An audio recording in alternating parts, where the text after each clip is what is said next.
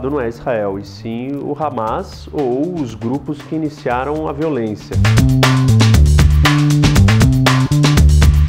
Porque matou 2.100 palestinos. Desses 2.100 palestinos eram 1.500 civis, e desses 1.500 civis eram 500 crianças.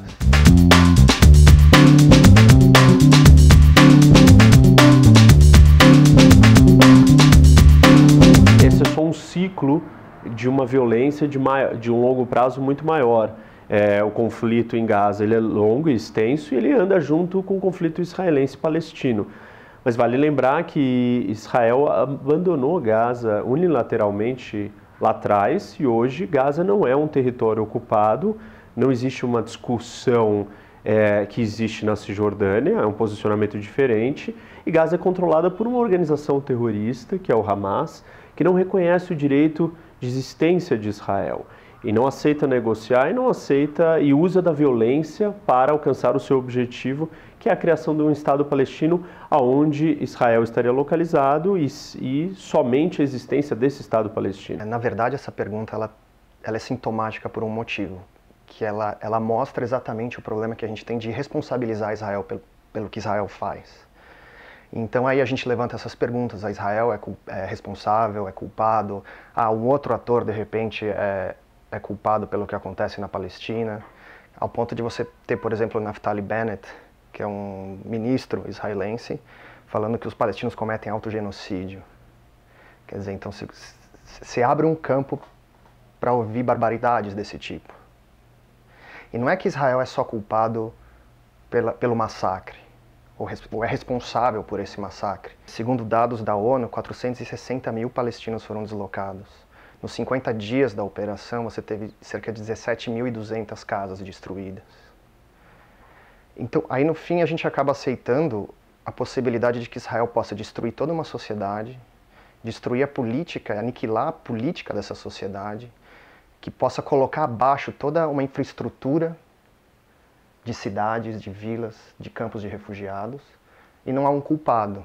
Quer dizer, tudo isso acontece e não há um agente.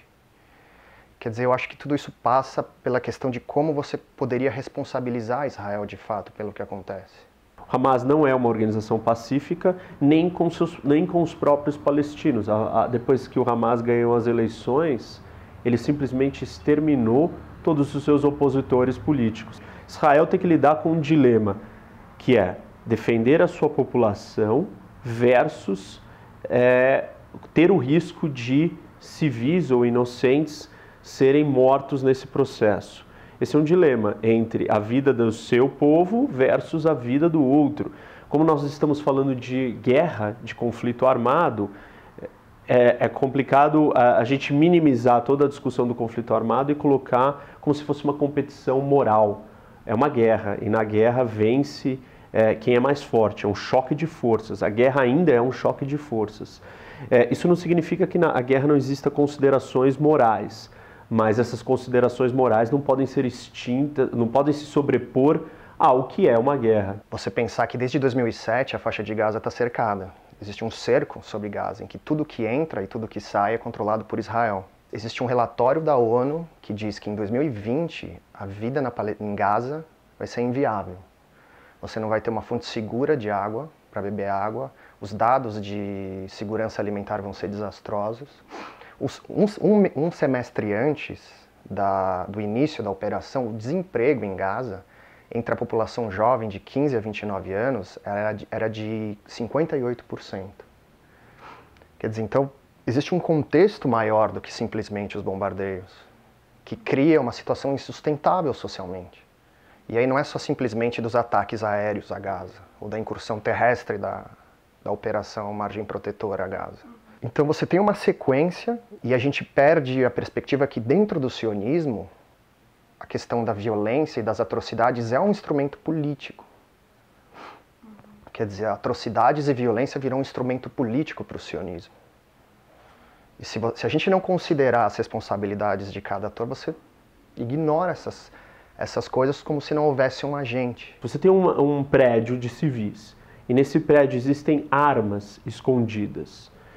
Vamos supor que sejam 50 mísseis ou foguetes. E desses 50 foguetes, você tem uma pessoa inocente nesse prédio.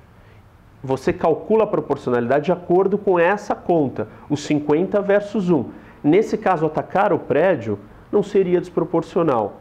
Agora, se você tivesse 50 pessoas inocentes e um foguete, aí sim seria desproporcional.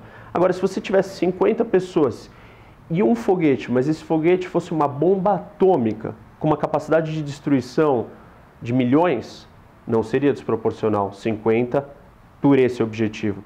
Isso não significa que alguém tenha carta branca para ir lá e ficar, tentar alcançar qualquer objetivo militar desconsiderando os civis. Como é que eu vou saber se você é um civil ou um combatente?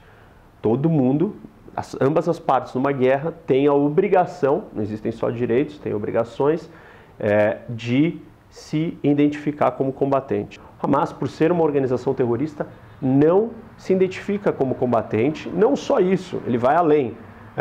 E quem está dizendo isso é a própria ONU, que descobriu uma série de estoque de foguetes em várias escolas. O que a comunidade internacional poderia fazer é responsabilizar Israel. Não é o Brasil, ou a Turquia, ou a China, ou a União Europeia. Não deve se colocar no papel, não, eu vou ser um mediador melhor do que os Estados Unidos foram, por exemplo. Eu vou ser enfim, eu vou conseguir sentar à mesa e ser um mediador mais honesto. Não, ao contrário, a ação da comunidade internacional tem que ser dizer a Israel: há um crime acontecendo e você tem que pagar por você tem que responder por isso.